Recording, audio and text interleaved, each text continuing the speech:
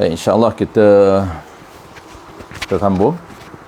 Saya rasa suara saya pasal kipas, kalau rasa bising sangat tuan minta tuan-puan respon kalau bising. Kalau rasa okey. Sebab kalau dia bising sikit tu mungkin sebab kipas saya pak. Nazrin, Waalaikumsalam warahmatullahi wabarakatuh. Muhammad Faiz, Assalamualaikum Waalaikumsalam warahmatullahi wabarakatuh. Baik, kita boleh mula dulu. Al-Fadhil Rusdi, Assalamualaikum Waalaikumsalam warahmatullahi wabarakatuh. Al-Fadhil Syekh Syairi, Assalamualaikum Waalaikumsalam warahmatullahi wabarakatuh. InsyaAllah kita bincang hari ni 3 sahaja kita nak sharing malam ni atau pagi ni, iaitu sambungan 3 perkara yang membatalkan sembahyang. Kita akan sambung pagi ni 3 sahaja. Kita cuba cover 3, insya-Allah sempat pagi ni.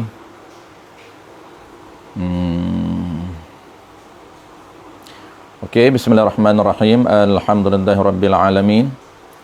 Wassalatu wassalamu ala asyrafil anbiya'i wal mursalin wa ala alihi wa ashabihi ajma'in. Allahumma 'allimna ma jahilna wanfa'na bima 'allamtana waj'alna minal mukhlisin. Wa sallallahu ala sayyidina Muhammad wa ala alihi wa baraka wa sallam. Walhamdulillahi rabbil alamin, amma ba'd. InsyaAllah tuan-puan, seperti biasa, marilah sama-sama kita menyatakan setinggi-tinggi kesyukuran kehadrat Allah Subhanahu wa taala kerana dengan limpah kurniaannya sekali lagi kita diberi kesempatan, peluang serta kekuatan oleh Allah Subhanahu wa taala untuk kita meneruskan sesi pengajian mingguan kita, Kitab Hidayatus Sibyan.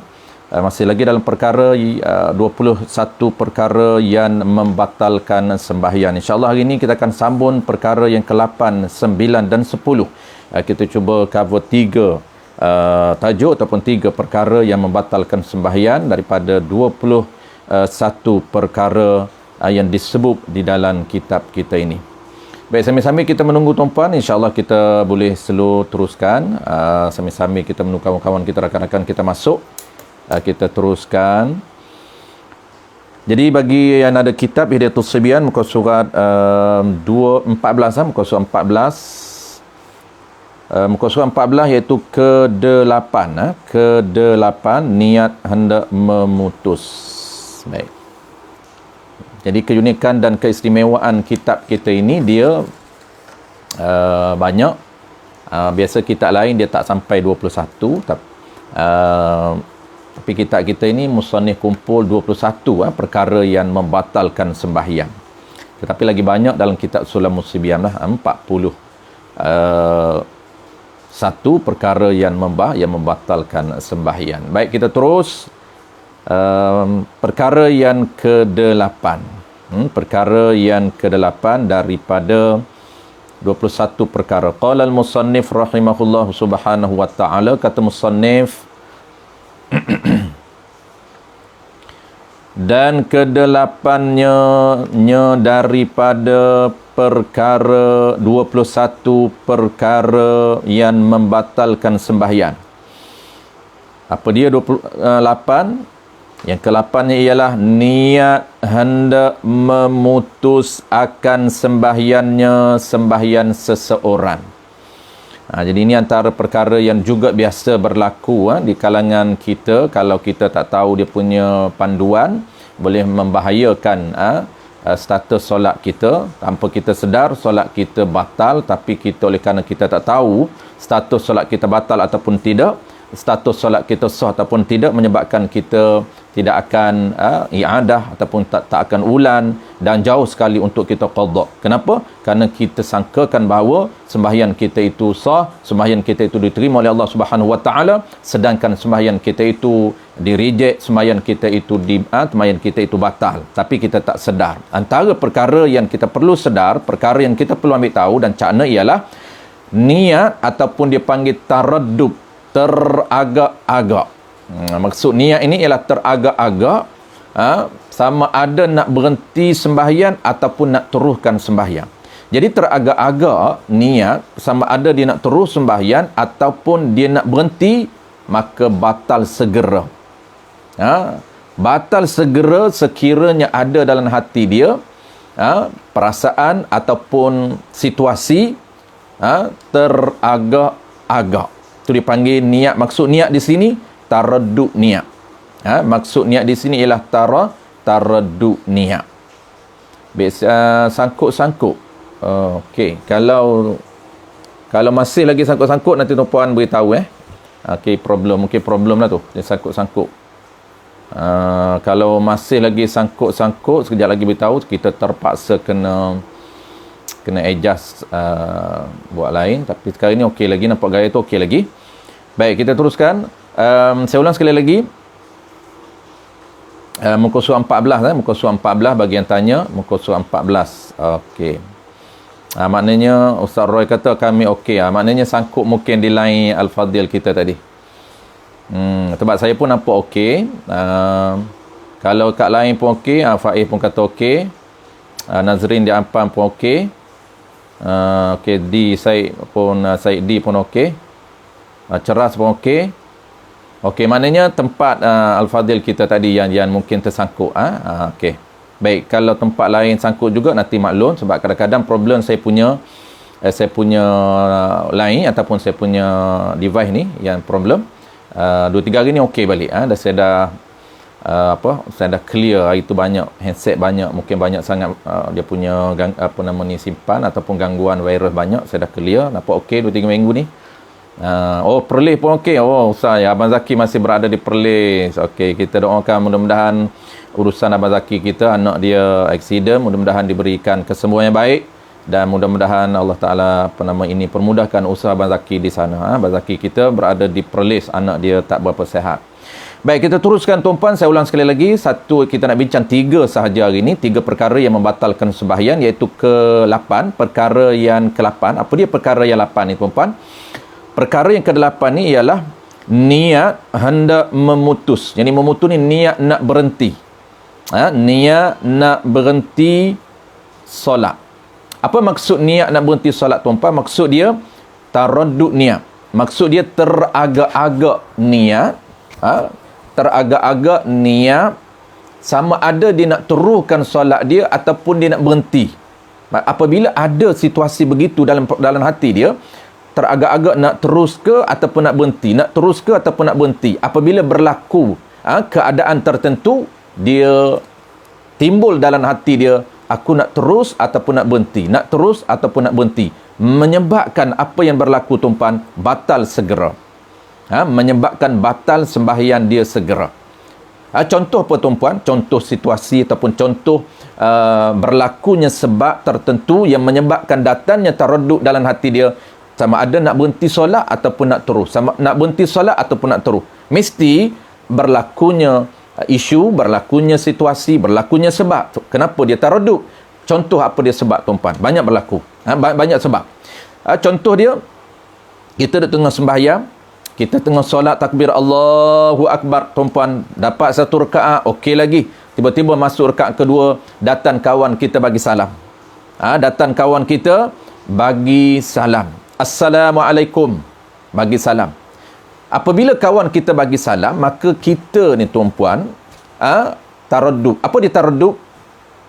Teragak-agak, aku ni nak berhenti ke nak teruskan, nak berhenti ke nak terus. Nanti kalau aku terus solat, kawan aku balik, ataupun aku nak berhenti nak berhenti semayan, beritahu dia, nanti aku solat lain. Orang yang tak tahu, orang yang tidak ada asah, tidak ada ilmu ni tuan-puan, kadang dia boleh buat apa saja. Dia bukan tahu berhenti solat itu haram. Tuan-puan, kadang-kadang orang tak tahu hukum berhenti solat ni haram. Kalau solat tu fardu, berhenti solat haram, maka dia boleh berhenti bila-bila dia nak berhenti. Kadang-kadang kawan datang, dia boleh berhenti. Boleh berhenti 2 rakaat dia dapat, dia berhenti, beritahu kawan dia, masuk duduk dulu, aku nak sambung sembahyang. Maksud nak sambung tu bukan sambung rakaat ketiga, tidak. Sambung lain. Tadi dah berhenti, dah cancel. Dia sanggup batalkan kerana kawan dia. Isu dia tuan-puan, bukan dia nak batal terus, tidak. Isu dia nya teragak-agak. Aku ni nak terus sembahyang ataupun aku nak berhenti. Nak terus sembahyang ataupun nak berhenti. Kalaulah teragak-agak, orang panggil taraddud niat dia, nak berhenti nak terus, nak berhenti nak terus, batal segera. Tak perlu dia berhenti, sebelum berhenti itu dia dah batal segera. Tak perlu nanti berhenti itu baru batal, tidak. Dia batal segera ketika mana datang taraddud, teragak-agak di hati dia. Kalau dalam kitab besar dia akan sebut tuan-puan, kenapa teragak-agak niat ini boleh membatalkan sembahyang. Dan yang kedua, yang ke-9 dia ada kaitan sedikit, tapi ada beza, iaitu taklid niat.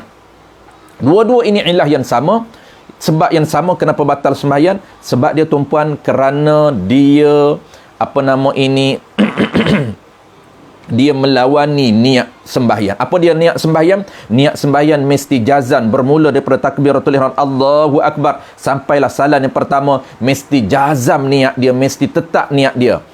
Mesti kemas, tetap, mantap niat dia, niat sembahyang. Jangan ada unsur lain, jangan ada perkara lain yang boleh melawani niat dia. Apabila ada perkara lain menyebabkan niat dia melawani niat dia yang mesti jazam, tiba-tiba dia dah teragak-agak nak berhenti, nak terus, nak berhenti, nak terus, maka batal sembahyang dia. Baik. Contoh tadi kita bagi satu contoh, iaitu seperti dia tengah semayan, orang datang panggil dia, lalu dia menyebabkan timbul di hati dia, perasaan di hati dia, taraddud di hati dia, teragak-agak di hati dia, aku nak turun ataupun tidak nak turun, ataupun tidak, batal sembahyang.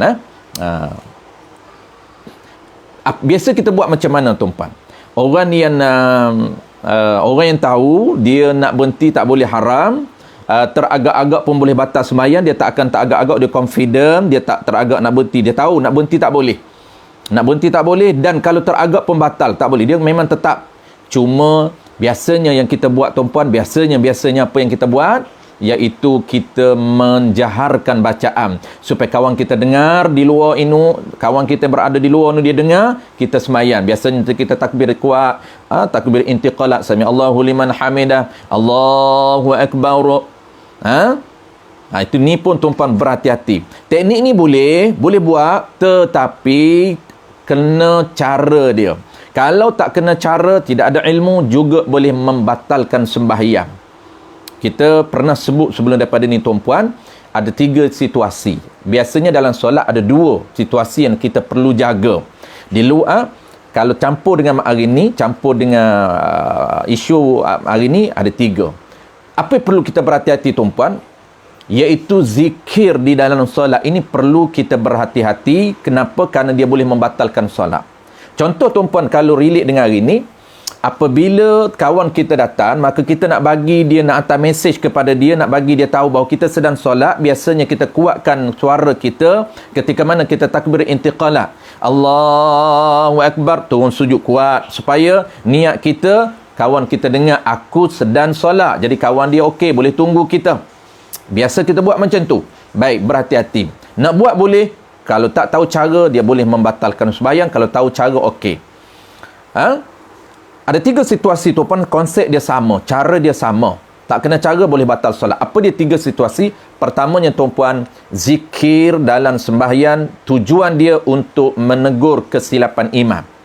Zikir dalam sembahyang, tujuan dia untuk menegur imam. Contohnya imam silap, imam sepatut rokok dulu, tiba-tiba iman terus sujud, maka kita nak tegur kesilapan iman. Kalau kesilapan itu, kesalahan dari segi perbuatan, kita tahu, maka cara dia ialah kita tegur dengan zikir subhanallah. Kalau kesilapan dan kesalahan iman pada bacaan, kita tegur dengan mengucapkan bacaan yang silap. Itu cara tegur iman, ada dua cara. Tengok jenis kesalahan dia. Kita tegur, sebut subhanallah. Kenapa? Kerana nak tegur imam.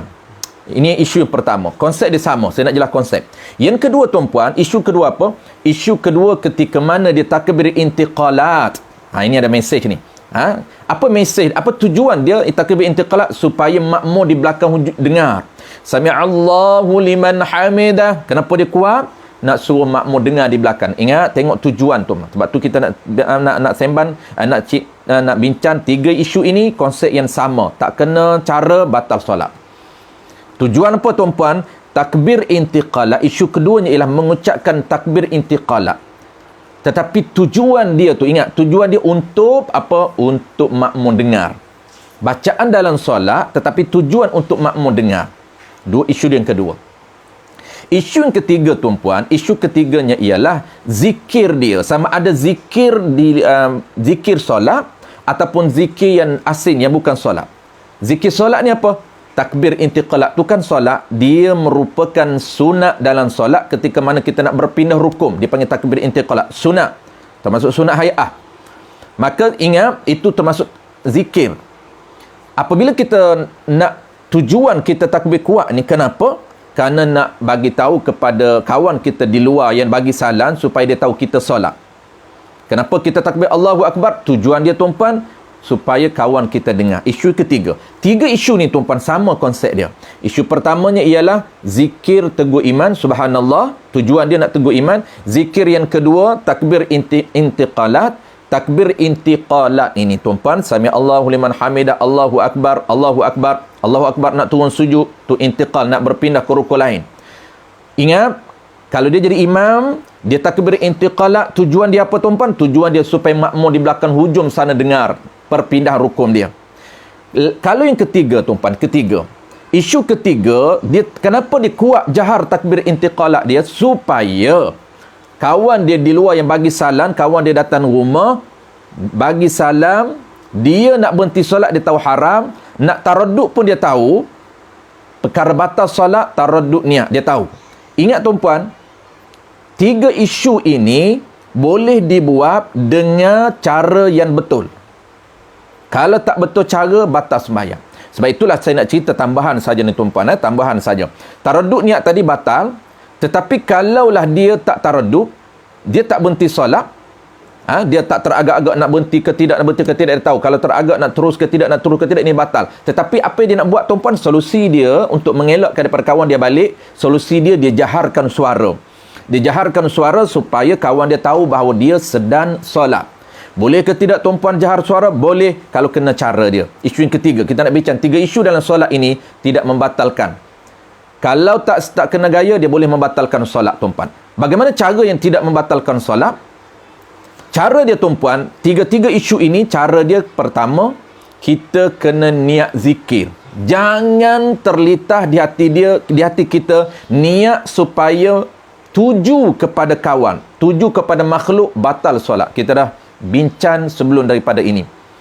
Tak silap saya pernah sebut sebelum daripada ini perkara membatalkan sembahyang pertama dulu, iaitu bercakap selain daripada tiga bahasa. Bercakap selain daripada tiga bahasa saya dah pernah sebut, tak silap saya rekod balik hari ini, cuma saya detailkan saja ada tiga isu yang membatalkan solat dan tak batal solat kalau kena cara. Yang cara yang sebenar, cara yang betul untuk mengelak batal solat, tiga isu ni tuan-puan, tiga situasi ini. Yang pertama, apa yang kita kena buat? Zikir. Niat zikir. Jangan niat tuju kepada orang. Jangan niat khitab kepada makhluk. Jangan kita niat aku takbir intiqalat ni supaya kawan aku di luar ni dengar. Khitab kepada orang, khitab kepada makhluk, tak boleh dalam sembahyang. Jangan ubah, jangan melawan ni niat. Niat mesti jazan kerana Allah. Niat solat kerana Allah. Jangan ubah, jangan ada tuju ataupun fokus kepada makhluk. Jangan tuju. Maksud jangan, kenapa kita takbir intiqalat? supaya orang dengar, supaya kawan kita nu dengar dan dia tu tahu bahawa aku solat. Tak boleh. Pertama, zikir. Niat semata-mata zikir. Takbir Allahu Akbar. Kenapa kuat? Niat zikir. Yang kedua, niat apa tuan-puan? Yang tak batal solat dan yang boleh yang kita niat ialah niat zikir serta nak beritahu kepada orang. Niat zikir serta i'lan, aku ini sedang solat. Niat zikir serta nak i'lan, nak beritahu, nak tegur imam. Niat zikir serta i'lan, takbir intiqalat ni supaya makmur di belakang sana dengar, aku berpindah ke rukun lain. 3 isu sama, tuan-puan. 3 isu ini, 3 situasi ini, 3 masalah hukum ini, konsep dia cara dia sama. Yang kedua, tuan-puan, niat zikir serta. Jangan niat semata-mata niat untuk orang dengar. Jangan. Niat zikir serta tujuan untuk orang dengar boleh. Dan yang ketiga, tuan-puan, sah juga, walaupun ada khilaf, tak apa kita sebut yang sah, iaitu itlaq.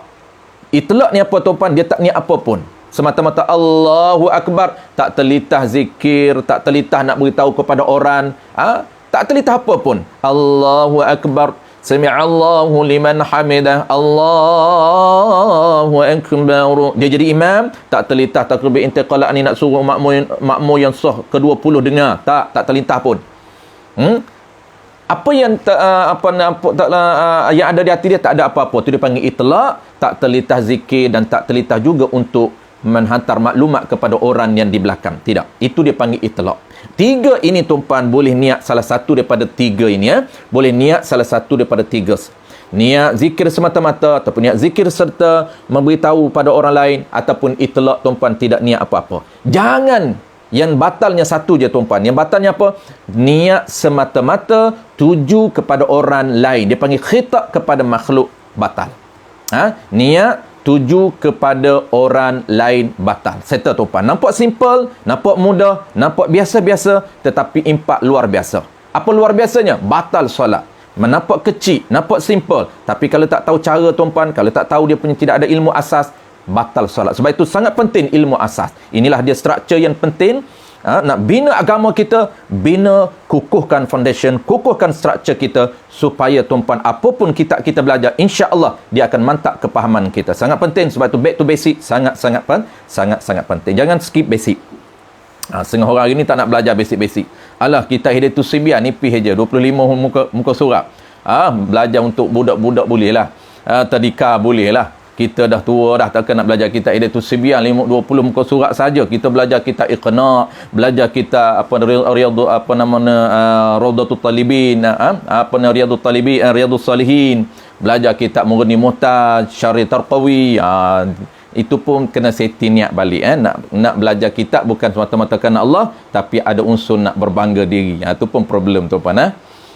Itu kena betulkan niat. Ada setengah, tuan-puan, trend hari ni, berasa hebat boleh belajar kitab besar-besar, kitab Arab hebat. Jangan, tuan-puan, itu kena betulkan niat balik.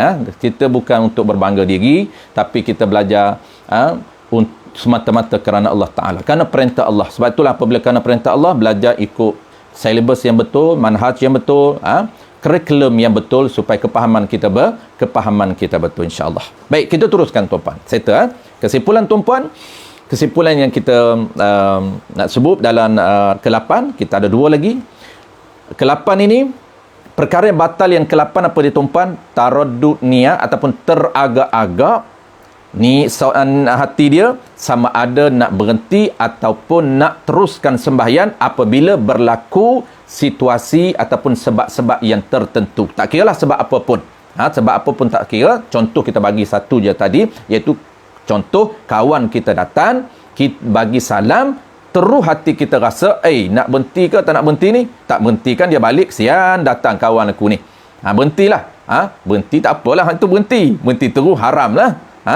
Tapi kalau orang tak tahu, orang tahu ni, dia tahu berhenti tu haram, dia tak nak berhenti, tapi hati duk kacau, nak berhenti ke tak nak berhenti, sian kawan, nak berhenti ke tak nak berhenti, maka batal segera. Batal segera, kena solat lain. Jangan teruskan pun tak terpakai solat tu, kerana batal. Apa cara solusi boleh buat? Boleh yang biasa kita buat, tapi kena tahu cara, iaitu dijaharkan bacaan solat dia, dijaharkan, ataupun ketika takbir dia jahar, dia kuatkan. Tujuan dia mesti betulkan. Dan jangan tujuan semata-mata kerana nak kawan dia dengar, itu batal sembahyang.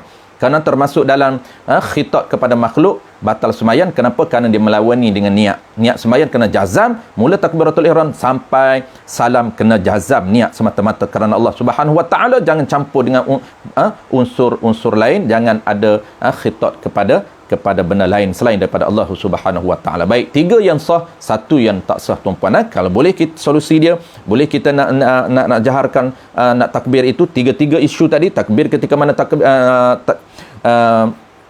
zikir apa nama ini, teguh iman, zikir dalam takbir intiqalab, dan yang ketiganya ialah jaharkan suara ataupun zikir ketika mana kita nak beritahu bahawa kita sedang solat. Jadi 3 isu itu tadi tuan-puan, konsep dia sama, mesti ada 3 cara ataupun 3 niat. Ketiga-tiga niat tu kita pilih satu daripada 3, sah, tidak membatalkan sembahyang kita. Jangan satu saja yang batal, jangan fokus semata-mata zikir kita ini untuk kawan kita dengar, itu boleh membatalkan sembahyang kita. Baik, kita terus kepada perkara yang membatalkan sembahyang yang ke-9 daripada 21 perkara. Qala al-musannif rahimahullahu subhanahu wa ta'ala. Qala al-musannif rahimahullahu subhanahu wa ta'ala. Ke-9-nya daripada 21 perkara yang batal sembahyang. Ni muka surat 14 tu, ada masih lagi kawan kita tanya muka surat berapa? Muka surat 14. Kitab Hidayatus Sibyan, kitab yang simple, kitab yang ringkas, tetapi dia punya huraian dia tu agak detail lah.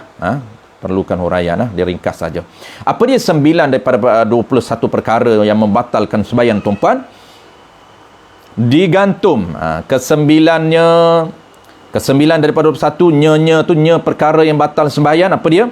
Digantun hendak memutus akan sembahyang. Nak memutus tu dengar. Takluk dia dengar sesuatu. Pertamanya tuan-puan, dia hampir sama tapi beza.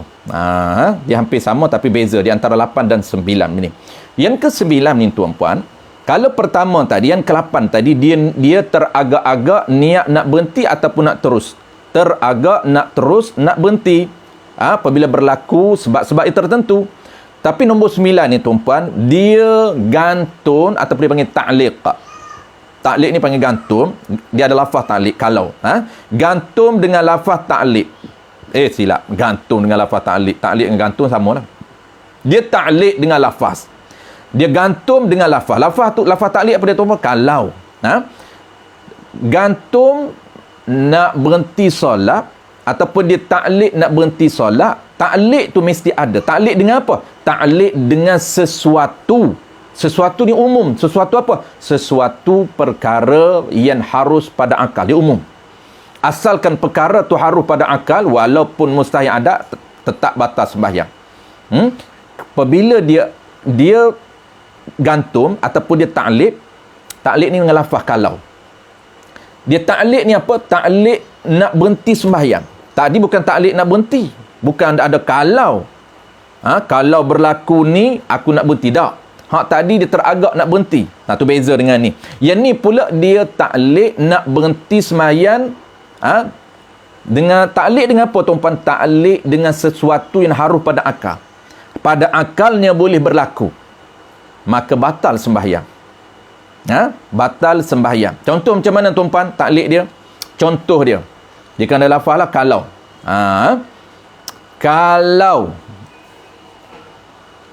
Kalau kawan aku datang, sama tak contoh dengan tadi? Kalau kawan aku datang, aku nak berhenti. Apa yang dia gantung? Kalau tu lafaz ta'liq. Yang dia ta'liq dengan apa dia? Perkara yang harus pada akal. Apa contoh perkara harus pada akal? Kawan aku datang, boleh? Perkara harus pada akal. Kalau kawan aku datang rumah, aku nak berhenti. Puan, kawan dia tak sampai lagi. Kawan dia tak sampai lagi, ta'liq dalam sembahyang. Nanti conclusion kita akan beritahu bila ta'liq ni. Ta'liq ni bukan di luar sembahyang, tapi ta'liq dalam sembahyang. Nanti kesimpulan kita akan beritahu. Jadi isu ta'liq ni yang batal sembahyang ni dalam sembahyang. Bukan ta'liq di luar, bukan ta'liq dalam takbiratul ihram, tapi ta'liq dalam sembahyang ni selepas sebelum ra. Allahu akbar. Tu dia panggil masuk dalam sembahyang. Sehingga mana dipanggil dalam sembahyang?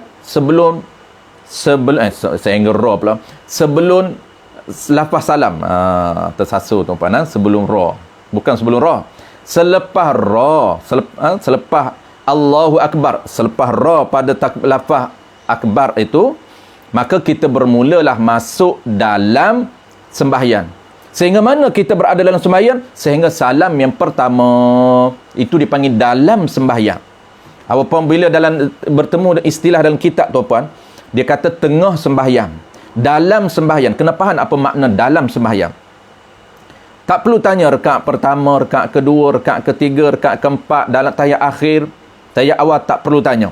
Istilah dalam sembahyang itu tuan, ataupun istilah tengah sembahyang merujuk kepada apa tuan? Merujuk kepada masa ketika kita berada bila, iaitu kita berada selepas selesai takbir ra, Allahu Akbar. Selepas selesai saja takbiratul ihram ra dengan sempurna, takbiratul ihram dengan sempurna, kita berada dalam sembahyang.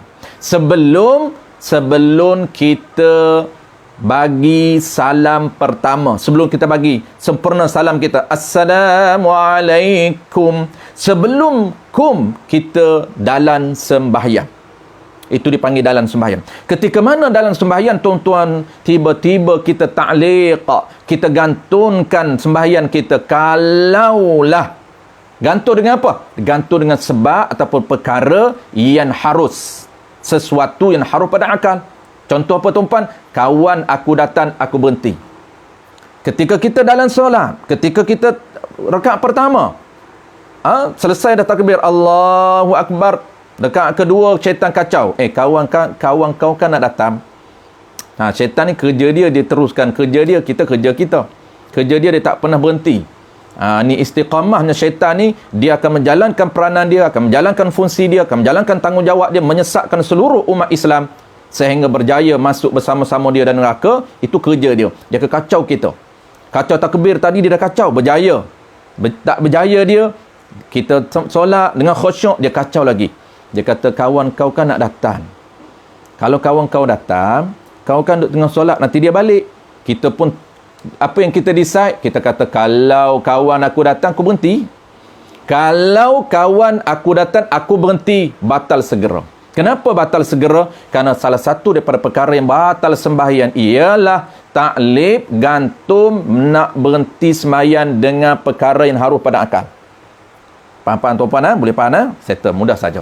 Jadi, contoh pertama kita bagi, kalau kawan aku datang. Tu. Aku nak berhenti sembahyang. Settle. Contoh kedua apa tuan-puan? Contoh yang kedua, kita takbir Allahu Akbar. Sebelum takbir itu tak sempat nak angkat lagi kain. Kain jemur dah kering dah. Dia syaitan saja. Dia tak ingat, sebelum solat tak ingat nak angkat kain. Dalam solat tu syaitan kacau kita. Syaitan akan bagi benda yang kita lupa tadi.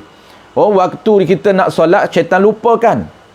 Tak ingat nak angkat kain. Kain dah kering. Takbir Allahu Akbar. Dia teringat tuan-puan. Syaitan kacau, dia datanglah.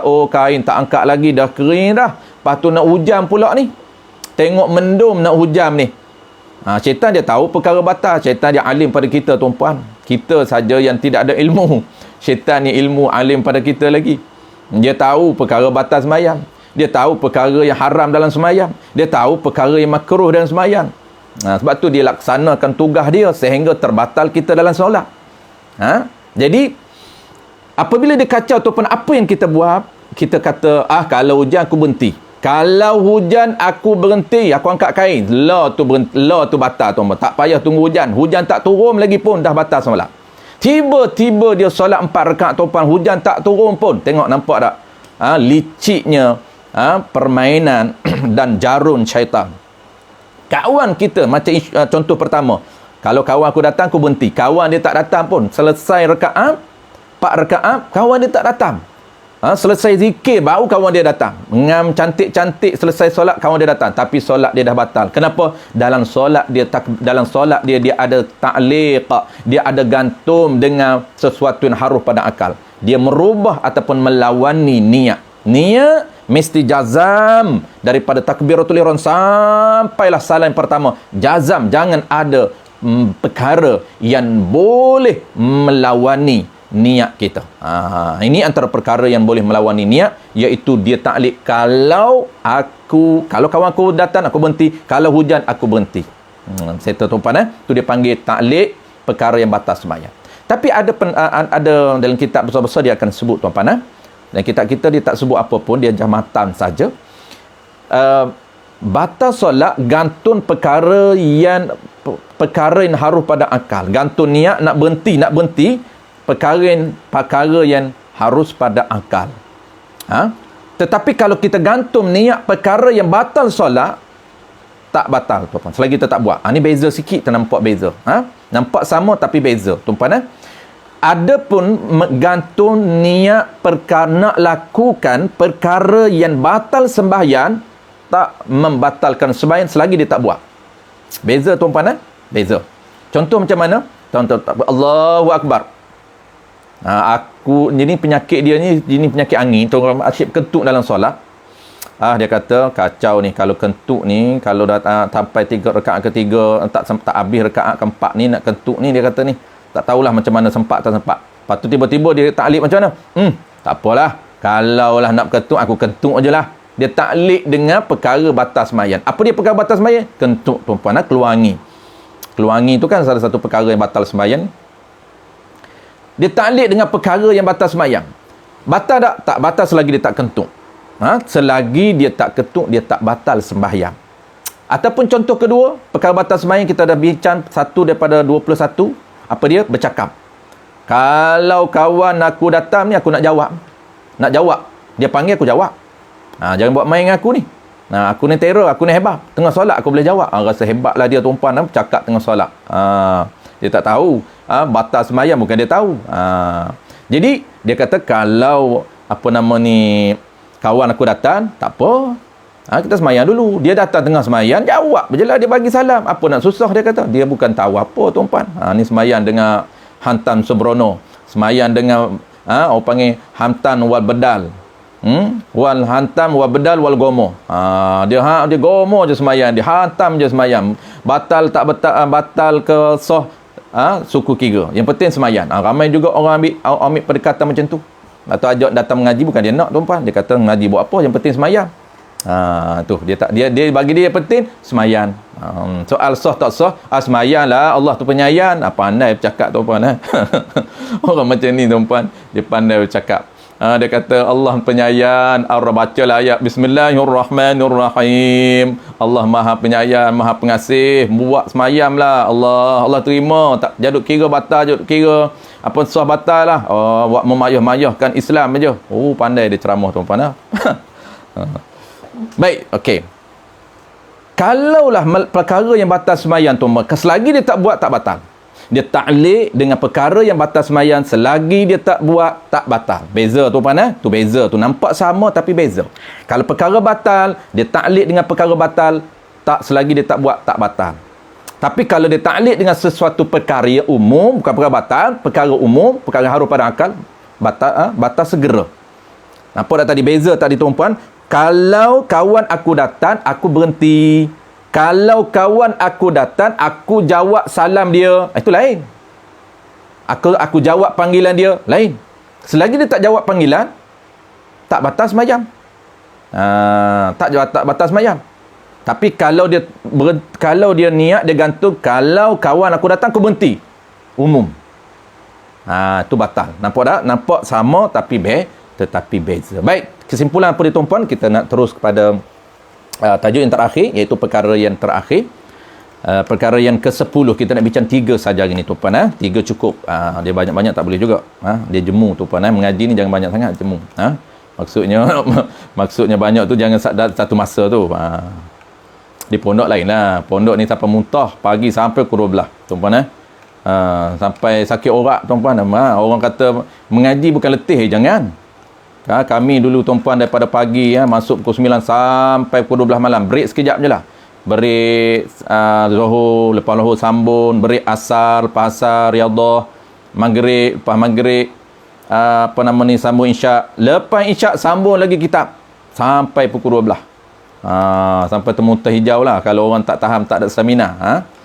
Duduk je kerja. Orang kata bukan penat mengaji, lah penat kau mengaji. Penat, fizikal pun penat, orak pun penat, tuan-puan, otak pun penat. Daripada pagi duduk tadah sampai malam. Malam tidur pula pukul 1 lebih, kadang-kadang ada tidur pukul 2. Pagi esok bangkit awal. Itulah dia rutin orang nak dapat ilmu, tuan-puan. Bukan senang Allah Ta'ala nak bagi. Maksud jangan mengaji lama ni satu masa untuk kita ni lah. Kita tak perlu ambil banyak. 3 tu pun dah banyak dah. Break sebab kita setiap minggu. Kesimpulan apa, tuan-puan? Kesimpulan sebelum kita masuk yang ke-7, kesimpulan perkara yang ke-9 ni, batal sembahyang yang ke-9 apa dia, tuan-puan? Iaitu ta'liq gantung dengan lafaz kalau lah. Ta'liq dengan apa? Dengan perkara, dengan sebab ta'liq berhenti sembahyang. Tu ta'liq berhenti sembahyang dengan sebab apa? Sebab yang harus pada akal. Perkara yang harus pada akal walaupun mustahil pada adab. Batal sembahyang. Kalau sekian-sekian, kalau sekian-sekian, kau berhenti. Tu contoh. Baik. Kesimpulan, tuan-puan, ingat, ta'liq ni di mana yang batal sembahyang? Ingat, ta'liq yang batal sembahyang ialah ta'liq dalam sembahyang sahaja. Ada pun 2 tempat, iaitu yang pertama ta'liq di luar sembahyang, tak menjejaskan solat. Contoh macam mana, tuan-puan, sebelum takbir? Kawan nak datang ni, janji tak datang-datang lagi, janji tak datang-datang lagi. Posti ada hari ni beli online, kan sembahyang kan postman datang hantar. Maka sebelum takbir dia kata kalau berhenti, kalau orang hantar barang, berhenti je lah. Dia ta'liq bila? Dia ta'liq sebelum solat. Dia panggil bahasa yang ta'liq di luar solat. Dia ada 2, ta'liq luar, ta'liq dalam. Ta'liq luar solat ni apa maksud dia, tuan-tuan? Ta'liq sebelum takbiratul ihram. Tak kisahlah sebelum tu 2 jam ke, sebelum tu 2 minit ke, sebelum tu 2 saat ke, tak kisah. Asalkan ta'liq sebelum takbiratul ihram, dia panggil ta'liq di luar. Maka tidak menjejaskan sembahyang, sah sembahyang dia. Yang kedua, tuan-puan, ta'liq yang kedua di mana ta'liq? Iaitu ta'liq dalam takbir. Kalau ta'liq dalam takbir, tak sah, bukan batal. Tak panggil batal, dia panggil tak sah. Allah sebelum ra, tuan-puan, sebelum bar, terlitah di hati dia, aku sembahyang zuhur 4 rakaat kerana Allah Ta'ala. Dalam masa yang sama terlitah juga sebelum bar, kalaulah postman datang aku berhenti. Tak sah sembahyang dia. Bukan batal, kena takbir lain. Yang batalnya, ta'liq yang batal bila, tuan-puan? 1, iaitu ta'liq selepas ta'liq dalam solat. Bila ta'liq dalam solat ni, nak tahu, kita dah bahas tadi makna dalam solat, selepas takbiratul ihram, sebelum salam yang pertama, itu dipanggil dalam solat. Ta'liq dalam solat sahaja batal sembahyang. Ta'liq di luar solat tidak menjejaskan sembahyang. Ta'liq dalam takbiratul ihram, tak sah sembahyang, bukan batal. Ingat, tuan-puan, 3 isu tu. Kesimpulan ta'liq ini yang batal ialah 1, ta'liq dalam sembahyang. Kalau ta'liq dalam takbiratul ihram dipanggil tak sah. Kalau ta'liq di luar sembahyang dipanggil tidak menjejaskan sembahyang kita. Baik, settle, tuan-puan. Itu isu-isu basic yang perlu kita settlekan. Baik, kita ada sikit lagi, ada 1 lagi sebelum kita break pukul 11. Qala al-musannif rahimahullahu subhanahu wa ta'ala. Kita ekspreskan, tuan-puan. Ini kalau nak detail pun panjang ni, tapi kita ekspreskan. Qala al-musannif rahimahullahu subhanahu wa ta'ala. Ke-10 daripada 21 perkara yang batal solat. Ke-10-nya perkara yang batal solat. Ke-10 tu daripada 21, tu perkara batal solat. Itu cara dia punya tarkib. Apa dia? Mempalin akan sembahyang. Mempalin ni mana mengubah niat. Ni antara perkara batal solat yang ke-10, tuan, ubah niat. Ubah niat apa? Ubah niat sembahyang. Sekejap lagi kita bahas. Ubah niat akan sembahyang, mengubah akan niat sembahyang. Daripada sembahyang fardu dia ubah sembahyang sunat. Daripada fardu zuhur dia ubah sembahyang sunat zuhur. Ni mengubah akan sembahyang yang ada ia seseorang di dalam sembahyang. Ubah niat sembahyang mana? Sembahyang yang sedang ia sembahyang. Itu bahasa mudah. Ini bahasa kitab tu. Bahasa kitab ni dia bahasa undang-undang, jadi tinggilah. Sebab tu nak baca kitab, nak faham tuan-puan, dia kena belajar satu demi satu tarkib dia, ataupun dia panggil gaya bahasa. Sebab bahasa kitab, bahasa fiqh, dia panggil bahasa undang-undang. Macam tuan-puan belajar perlembagaan, itu sama. Perlembagaan tuan-puan, kalau orang tak belajar perlembagaan, dia tidak boleh mentafsirkan perlembagaan mengikut selera dan kepahaman sendiri, tak boleh. Dia kena orang yang belajar perlembagaan. Belajar tu pula, kalau nak betul-betul, dia kena belajar secara intensif, macam lawyer. Kalau kita belajar bukan dalam bidang lawyer, kita juga belajar macam orang ambil politik antarabangsa, ambil politik lah, sains, political science tuan-puan. Tamat ada dia fokus politik dalam negara atau politik luar negara, dia akan belajar perlembagaan, tapi orang panggil secara general, dia tidak secara spesifik. Bukan belajar menafsirkan setiap pasal, tidak. Setiap pasal tidak belajar menafsirkan. Tapi kalau orang lawyer tuan-puan, dia akan belajar satu persatu menafsirkan, mengikut bahasa ataupun mengikut perspektif undang-undang. Begitu juga kitab. Kitab ni tuan-puan tak boleh baca faham sendiri. Kenapa? Kerana gaya bahasa itu perlu kepada belajar untuk memahami setiap perkataan mengikut perspektif fiqh. Bukan mengikut perspektif bahasa, tidak. Apabila kita tak faham bahasa fiqh, menyebabkan kita tafsir mengikut bahasa. Apabila tak faham bahasa, macam contoh tuan-puan, saya bagi satu contoh. Kenapa? Kerana trend terbaru ni tuan-puan, trend mencari ilmu sangat mudah. Ilmu berada di hujung jari. Zaman digital tuan-puan, era digital, era yang mudah untuk dapat ilmu dan era mudah untuk sesat. Mudah untuk mendapatkan ilmu yang sesat tuan-puan. Mudah juga untuk dapat ilmu yang betul. Tapi kita kena tahu cara. Kalau tersilap cari guru, tersilap cari orang, dia akan dapat ilmu, tapi ilmu yang tidak betul. Sebab kita tengok di luar sana tuan-puan, ada orang yang tidak ada, dia tidak pernah belajar secara intensif. Walaupun dia belajar tapi tak habis pun belajar, tak pernah khatam kitab, walaupun duduk pondok sekejap, tak pernah khatam kitab. Kalau orang belajar lawyer, degree tuan-puan, dia tak habis degree pun. Belajar separuh saja. Setahun, lepas tu susah dan sebagainya. Tinggal, tak belajar, tapi cuba untuk menafsirkan perlembagaan. Tak boleh. Begitu juga orang, ada hari ni kita faham, kita boleh dengar orang tu belajar betul ataupun tidak, kita dengar pun kita tahu. Dengar dia baca, kita dah tahu dia ni belajar secara formal ataupun tak. Kita boleh tahu tuan-puan. Apabila tuan-puan belajar betul, kita insya-Allah, Allah Ta'ala beri malakah kepada tuan-puan, Allah beri kemahiran kepada tuan-puan. Untuk tuan-puan dengar, cara orang lain baca, tuan-puan boleh tahu bahawa dia baca itu daripada guru ataupun dia memang baca, dia faham sendiri. Tuan-puan, ingat. Sebab konsep dia, kita nak faham bahasa kitab, mesti ambil daripada guru. Mesti belajar secara intensif. Bukan belajar secara biasa-biasa, tidak. Mesti belajar betul-betul. Maksudnya bukan acuh tak acah. Belajar-belajar, orang panggil ketika ada free, belajar tak formal lah kita kata. Tak boleh. Ini penting tuan-puan. Sebab hari ni sangat ramai orang yang baca kitab pula kitab turas, tapi dia baca tidak mengikut tarkib, tidak mengikut gaya ulama kita. Ini sangat bahaya. Dia akan merendahkan nilai dan value kitab turas. Dan dia akan, kalau dia tafsir satu-satu istilah itu tidak mengikut murad yang sebenar, dia akan menyesatkan orang ramai. Tuan-puan, contohlah tuan-puan akan bertemu dalam kitab Jawi lama.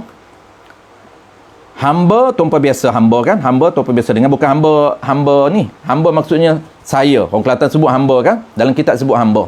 Al-faqir, hamba, yang lagi fakir. Ada satu istilah tuan-puan, dia kata perhamba. Fa, ra, ha, mi, ba, alif. Perhamba. Saya pernah dengar ada orang dia baca kitab, dia bertemu kitab Musalli tuan-puan, ataupun kitab Kifayatul Muhtadi, bertemu dengan istilah perhamba. Tiba-tiba dia goreng tuan-puan, dia kata ini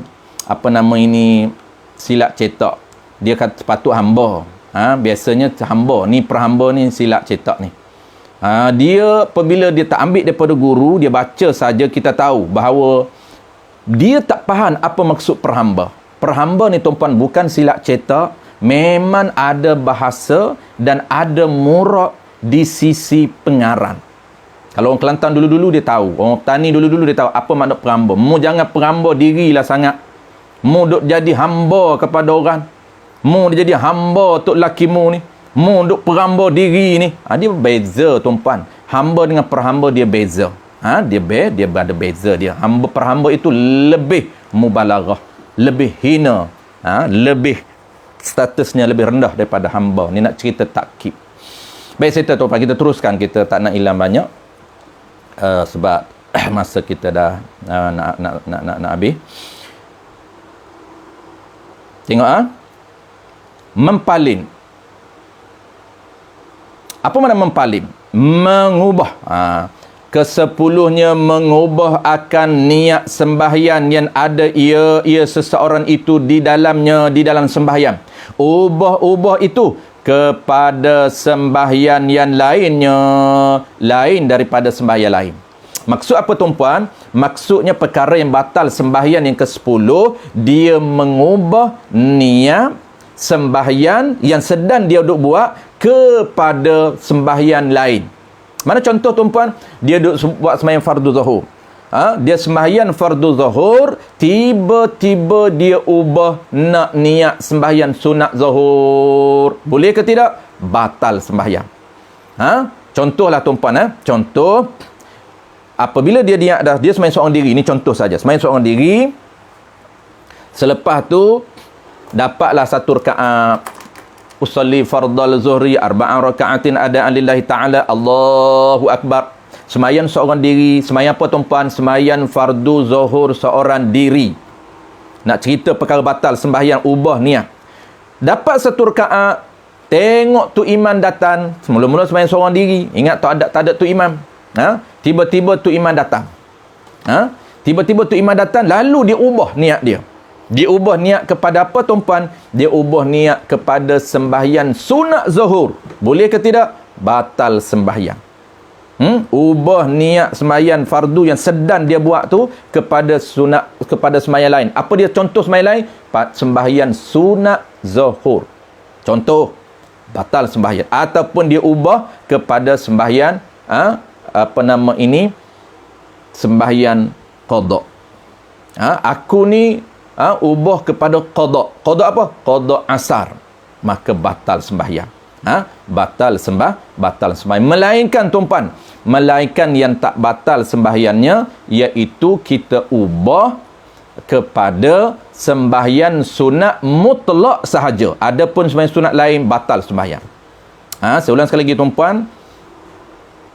Perkara yang batal sembahyang ke-10 ni, ubah niat yang sedang kita sembahyang ni kepada niat sembahyang lain, batal sembahyang. Jangan ubah.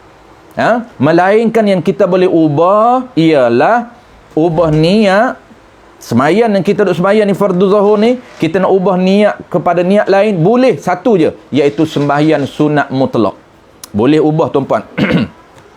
Boleh ubah niat sembahyang sunat mutlak sahaja, tetapi dengan 5 syarat.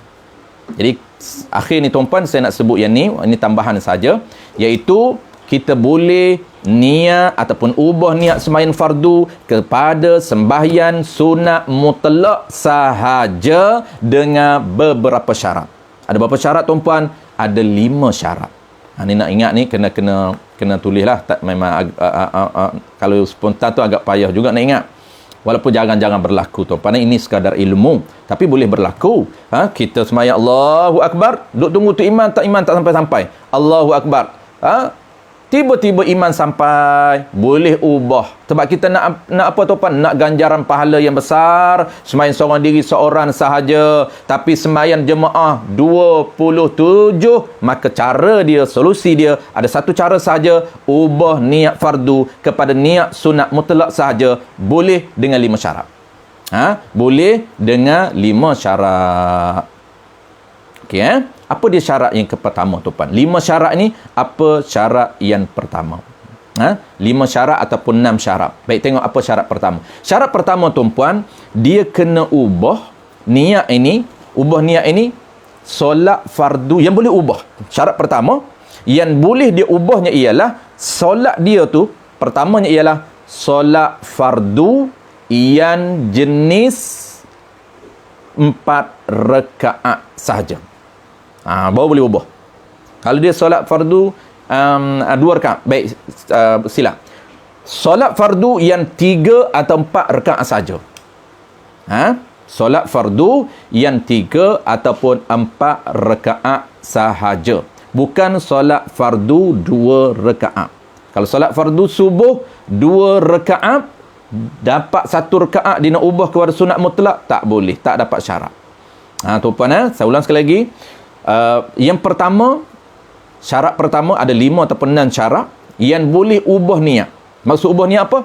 Daripada dia niat fardu zuhur, contohlah zuhur, dia nak tukar kepada sunat mutlak. Sebab hanya boleh satu je dia boleh tukar, iaitu tukar kepada sunat mutlak. Sunat lain tak boleh tukar. Sunat mutlak je dia boleh tukar. Jadi, daripada dia sembahyang sunat fardu ni, takbir Allahu Akbar, tiba-tiba datang imam, dia nak sembahyang berimam. Maka ingat tuan-puan, boleh tak dia nak berhenti? Nak berhenti tak boleh, haram. Cara nak berhentinya, dia kena tukar niat sunat mutlak. Dia buat 2 rakaat. Daripada 4 rakaat sepatut dia buat 2 rakaat. Boleh ke tak boleh nak tukar sunat mutlak? Boleh, tapi dengan 5 syarat ataupun 6 syarat. Apa dia syarat pertama? Syarat pertama, sembahyang fardu yang dia duk buat itu jenis sembahyang 3 ataupun 4 rakaat. Kalau sembahyang yang jenis 2, tak boleh. Main subuh tak boleh. Tu syarat pertama. Syarat kedua apa dia tuan-puan? Syarat keduanya ialah belum masuk ke rakaat yang ketiga. Sama ada duduk rakaat pertama ataupun rakaat kedua. Kalau dah masuk rakaat ketiga, tak boleh teruskan, selesaikan sembahyang. Tak boleh nak berhenti. Haram berhenti, nak tukar pun tak boleh. Tak dapat terma dan syarat untuk tukar. Kenapa? Kerana syarat nak ubah, nak tukar niat, nak ubah niat daripada fardu kepada sunat mutlak, mesti ada 5 ataupun 6 syarat. Syarat keduanya ialah belum masuk ke rakaat ketiga. Syarat pertama dia kena fardu. Fardu yang jenis 3 ataupun 5. Fardu jenis 3 ataupun 4. Yang keduanya ialah belum masuk ke rakaat yang ketiga ataupun keempat. Belum masuk ke rakaat yang ketiga. Seperti berada rakaat pertama ataupun pada rakaat kedua. Dia duduk rakaat pertama ataupun duduk rakaat kedua. Dia duduk rakaat pertama ataupun duduk rakaat yang kedua. Boleh dia nak tukar kepada niat lain. Kalaulah dia dah berada pada ketiga atau berada pada keempat, rakaat keempat dah, maka dia nak ubah, mana tak boleh. Tak sah dia ubah kepada sunat mutlak. Bahkan wajib dia teruskan. Wajib dia teruskan. Saya tahu tuan-tuan, okey. Dekat apa syarat ketiga? Dia ada 5 syarat. Ataupun detail ada 6. Detailnya ada 6, tapi asasnya ada 5. Yang ketiga tuan, syarat ketiga nak tukar daripada fardu kepada sunat mutlak. Sembahyang seorang diri. Jangan dia dah sembahyang jemaah, tiba-tiba nak tukar lagi, tak boleh. Tak sah, dia berhenti. Jadi sembahyang dia tu seorang diri. Dia sembahyang takbir Allahu Akbar. Tunggu tu imam dah. Tunggu tak sampai imam ni. Lambat sangat. Aku sembahyang dululah. Allahu Akbar. Dapat rakaat pertama, tiba-tiba imam datang. Status dia sembahyang seorang diri. Yang ketiga,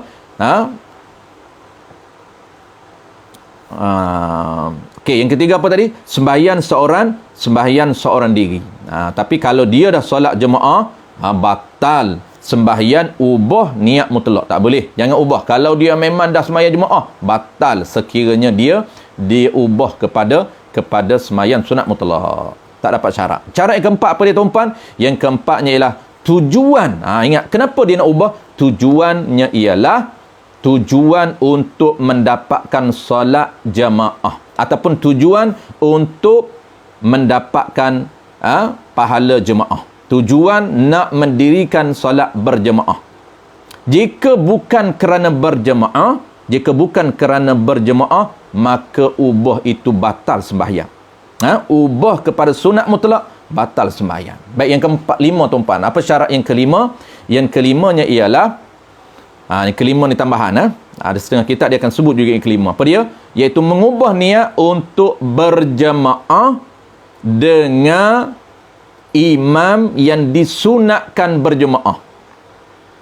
Ni ada tambahan dalam kitab besar, dia akan sebut yang kelima ni. Yang kata sunat boleh ubah dan sunat ubah. Kita sembahyang seorang diri Allahu Akbar. Sembahyang apa? Fardu. Fardu apa? Yang jenis 3 atau 4 rakaat. Fardu zuhur contoh dia. Kita sembahyang fardu zuhur. Tiba-tiba datang imam. Boleh tak nak berhenti? Tak boleh, haram. Tapi nak tukar ubah niat boleh.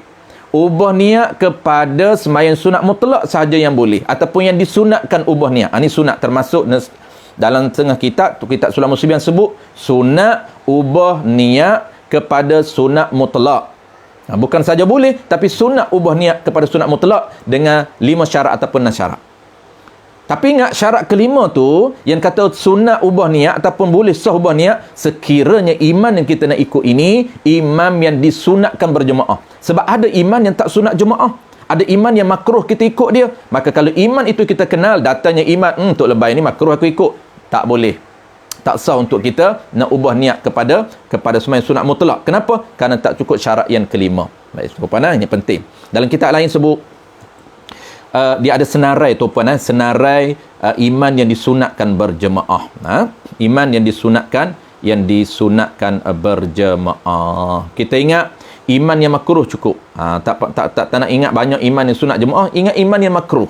Kalau iman yang makruh ikut, selain tu sunat ikut.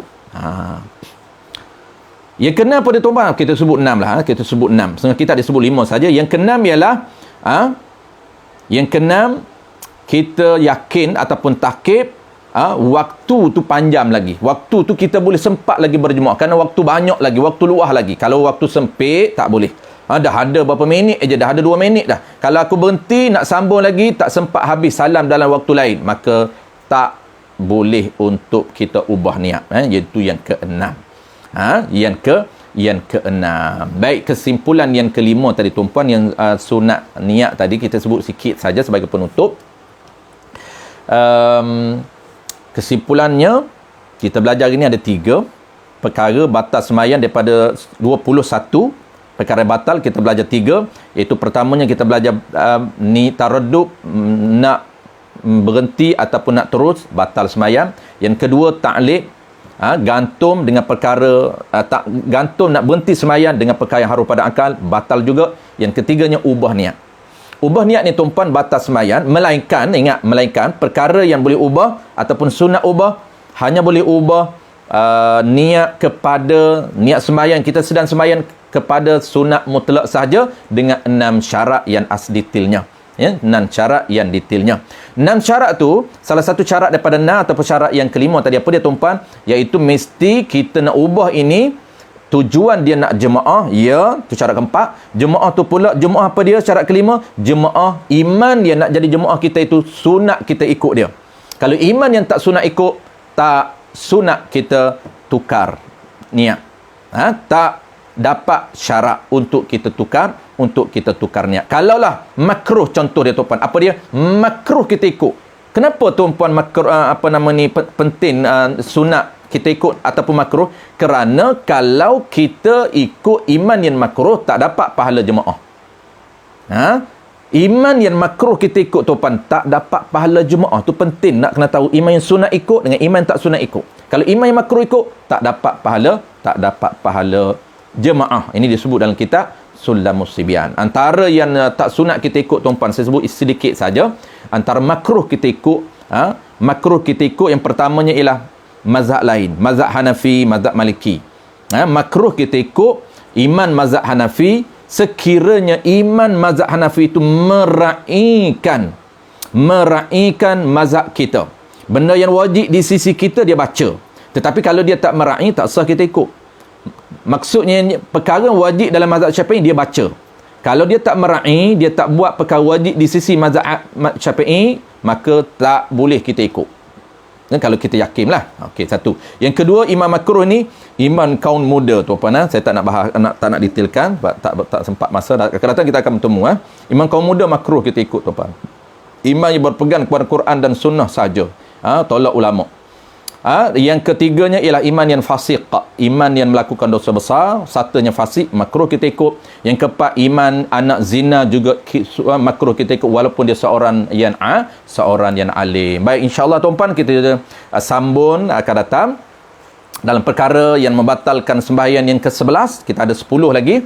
Kita ada 11 lagi, iaitu 21 semua. Kita dah bereskan 10. Dan kita berbaki lagi 11, insya-Allah mungkin dalam 3 sesi lagi, 3 kelas lagi kita akan settlekan perkara batal sembahyang yang merupakan perkara yang basic tuan dalam dalam sembahyang. Jangan kita anggap perkara ni simple, perkara ni mudah-mudah je, tak belajar, tak. Perkara ni asas, perkara ni basic, perkara ni penting, perkara ni dia panggil tunjan kepada amalan sembahyang kita. Kalaulah kita termis menyebabkan perkara batas sembahyang, kita tak sedar, itu bahaya dia tuan-puan.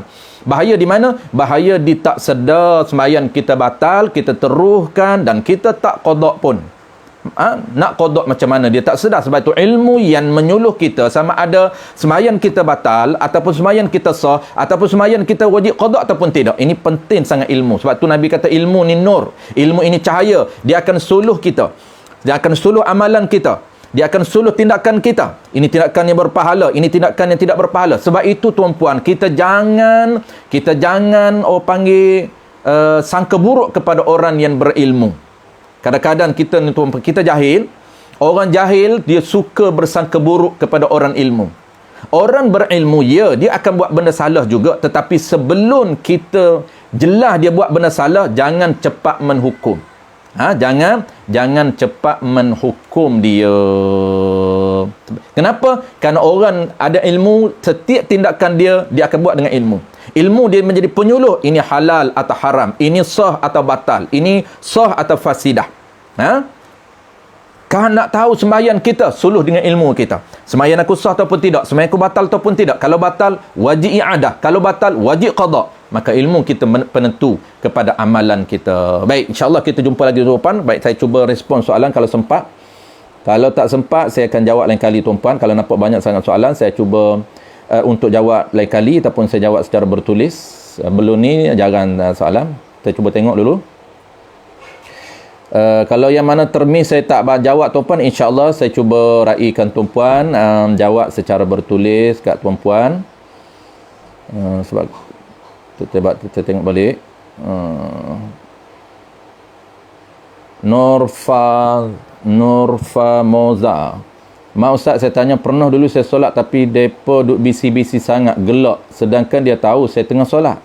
Jadi saya kuatkan sepanjang bacaan, tapi masa saya baca kuat tu dema tegur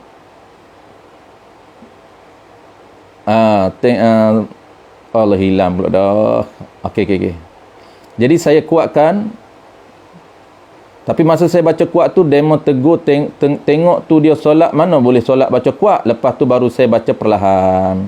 Untuk saya sah ke tak sebab baca kuat tu lama sangat, ingat demo tak tahu saya duduk solat sebab demo kuat sangat, gelak ketawa. Baik, tengok keadaan. Kalau niat baca kuat untuk khitab ataupun untuk tujuan, memang untuk tujuan kawan kita dengar semata-mata tanpa syirik, tanpa serta dengan zikir, maka batal solat kita. Kalau semata-mata baca kuat tak telita apa pun, tak batal. Itu yang ketiga. Kita bagi tiga tadi tuan-puan. Kalau baca kuat ni, ingat zikir. Baca kuat, maksud kuat ni nyaringkan suara. Nyaringkan suara ataupun kita panggil apa tuan-puan, baca kuat ni dengan tujuan. Tujuan zikir boleh, ataupun yang pertama zikir dengan serta untuk beritahu orang kita solat boleh, ataupun itlaq sah. Ketiga-tiga ni sah. Yang tak sahnya satu, iaitu kita tuju kepada orang semata-mata. Baik, seterusnya soalan lain. Soalan lain tuan-puan, kalau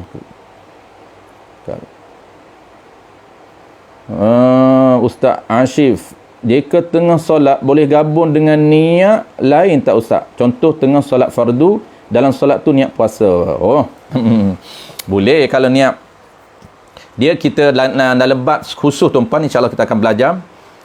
Ada bab gabung niat, semayan gabung niat, dia panggil serta. Boleh ke tak semayan digabungkan dengan niat? InsyaAllah kita akan belajar secara spesifik niat semayan sunat. Ada semayan sunat, dia boleh digabungkan dengan niat semayan sunat yang lain. Tapi ada cara dia, kita akan belajar. Begitu juga tapi Ustaz Ashir ni dia tanya lain. Dia tanya, niat solat fardu boleh tak kita niat lain, gabung dengan niat lain, bukan niat semayan juga? Boleh tak niat lain? Boleh. Contoh niat lain ni, Ustaz Acik tanya ni apa ni? Niat puasa boleh. Ketika takbir Allahu Akbar, lepas takbir tu, kita duduk tengah sembahyang, tiba-tiba kita niat, aku puasa. Boleh.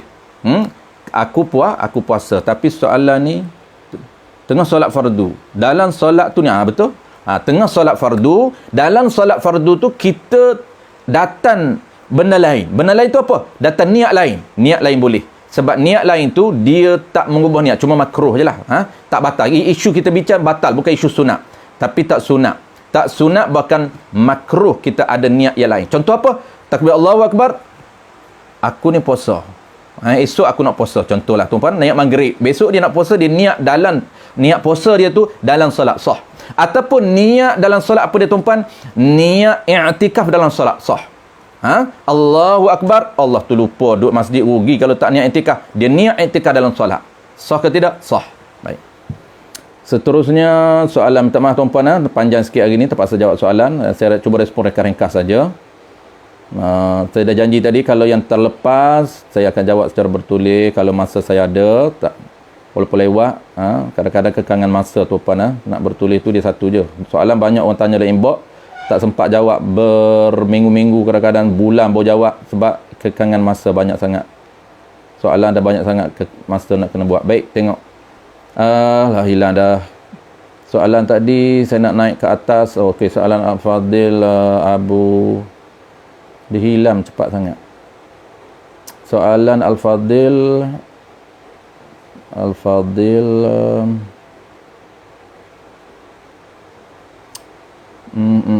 dia hilang tuan-puan. Kita pun tak cekat sangat kan.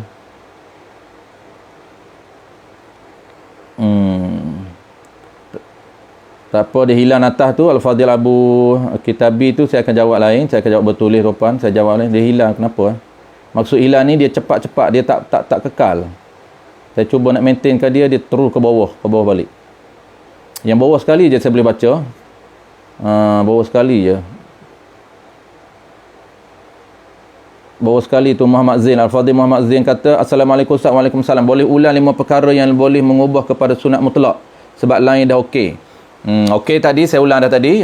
Kalau siapa-siapa yang ada nota, minta bantu kawan kita nota. Sebab tu saya kalau ikutkan cantiknya tuan-puan, bagi siapa yang tak tulis nota di buku, dia boleh tulis nota di ruangan komen. Dapat pahala untuk pahala menyebarkan ilmu. Sangat besar pahala dia tuan-puan. InsyaAllah kita jumpa lagi tuan-puan. Saya tak sempat ada tu, saya akan jawab secara bertulis. Saya cuba respon secepat mungkin secara bertulis untuk bantu tuan-tuan meraihkan tuan-tuan semua. Ataupun soalan dalam inbox, kadang-kadang memang banyak tuan-puan. Soalan dalam inbox sangat banyak. Kadang-kadang kalau tuan-puan sendiri yang biasanya dalam inbox ni bukan yang follow saya. Yang follow saya tu dia jangan tanya dalam inbox. Yang tak follow. Sebab tu soal terpaksa kita ke belakangkan. Maksud terpaksa kita dahulu kawan belajar dulu. Orang yang tak follow saya, dia tak belajar dengan saya tapi dia just nak tahu tanya soalan. Itu saya terpaksa kena belakang. Bukan saya tak nak jawab tuan-puan. Saya terpaksa mendahulukan orang yang follow saya, orang yang dahulu belajar bertalaki sama-sama untuk kita jawab dahulukan. Orang yang dalam inbox memang soalan banyak, saya tak nafi banyak soalan yang saya tak jawab. Tapi saya tengok jarang saya familiar nama-nama dia tu, maksud jarang saya tengok bertemu dalam live.